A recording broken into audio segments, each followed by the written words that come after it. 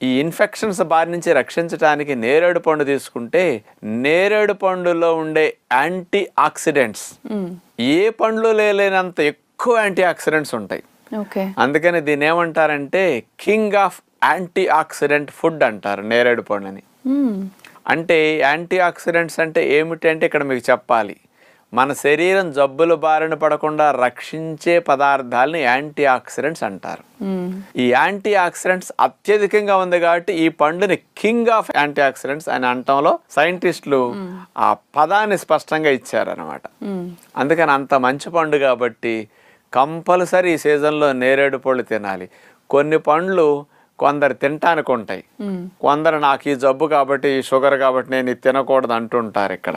కానీ ఇట్లాంటి వ్యత్యాసం లేకుండా అందరూ తినొచ్చు. లావు ఉన్న వారి దగ్గర నుంచి, షుగర్ ఉన్న దగ్గర నుంచి, ఏ జబ్బులు ఉన్న వారి దగ్గర నుంచి, ఏ జబ్బులు లేని వారి దగ్గర నుంచి అందరినీ చక్కగా